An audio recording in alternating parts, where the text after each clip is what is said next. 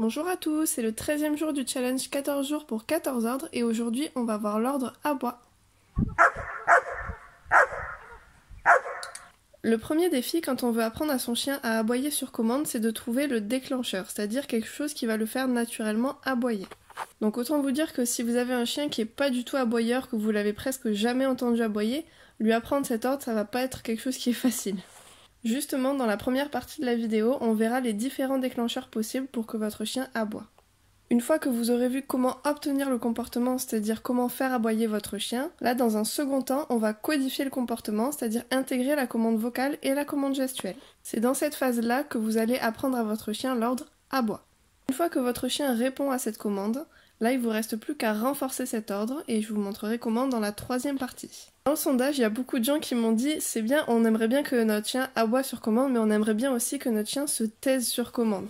Bon, l'arrêt d'aboiement c'est quelque chose qui est plus compliqué, mais je vais en parler un petit peu en fin de vidéo en bonus.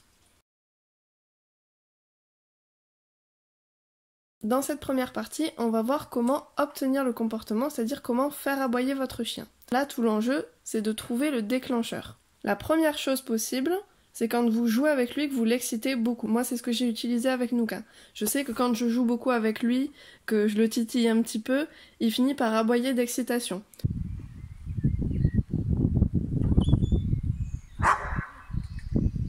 Avec le jeu aussi, parfois, il y a certains chiens qui vont aboyer quand on cache le jouet sous quelque chose. Du coup, ça peut être un déclencheur potentiel.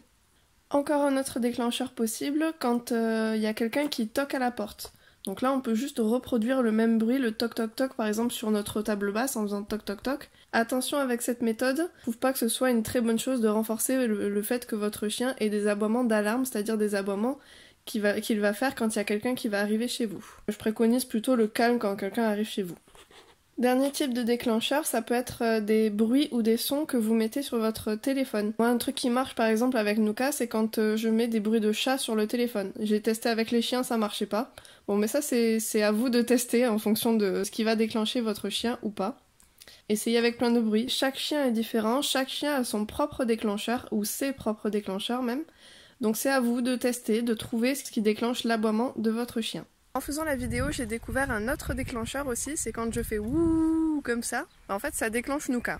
Donc ça peut être un déclencheur tout à fait utilisable par vous aussi.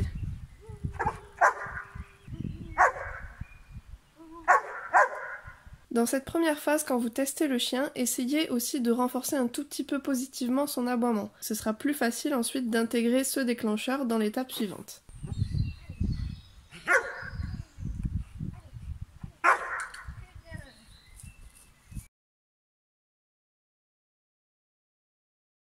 Dans cette deuxième partie, maintenant que vous avez trouvé votre déclencheur, on va maintenant codifier le comportement, c'est-à-dire faire intégrer à votre chien la commande vocale et la commande gestuelle. Pour ça, ça va être très simple, on va donner l'ordre aboie, en faisant le geste. Moi j'ai choisi de faire ça comme geste, mais vous pouvez faire n'importe quel geste, peu importe, du moment que vous gardez toujours le même ordre, toujours le même geste.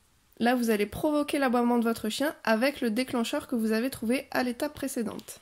Et au moment où il aboie, vous cliquez et vous récompensez.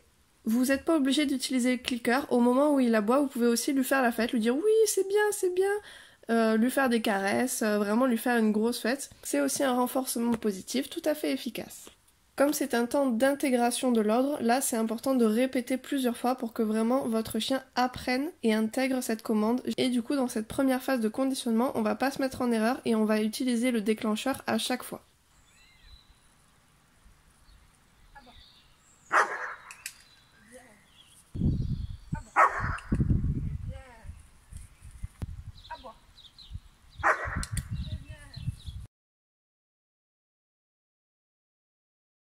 Maintenant que votre chien a intégré l'ordre aboie, il faut le renforcer. On va faire la même chose qu'à l'étape précédente, mais en diminuant le déclencheur. C'est-à-dire que le déclencheur, on ne va pas l'utiliser à chaque fois.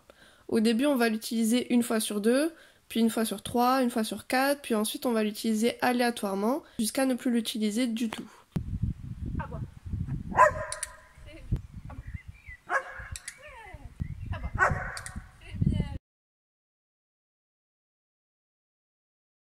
Maintenant que votre chien sait aboyer sur commande, c'est bien, mais c'est encore mieux si vous savez le faire arrêter d'aboyer. Pour l'arrêt d'aboiement, je ne vais pas trop m'éterniser sur le sujet, Parce que ça dépend aussi beaucoup de pourquoi aboie votre chien.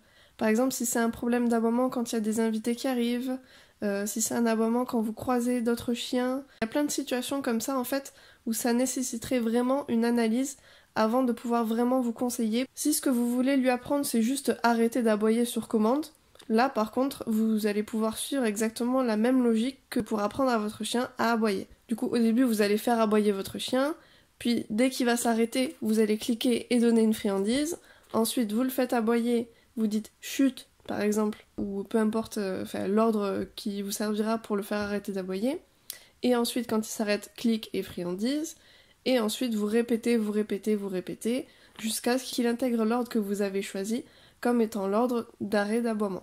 Mais bon, je vous rappelle quand même que ce conditionnement-là ne marche pas s'il y a des conditionnements déjà opérants, s'il y a une charge émotionnelle qui est trop forte, il y a plein de situations où il vaut mieux appeler un spécialiste si votre chien aboie et que ça vous dérange vraiment.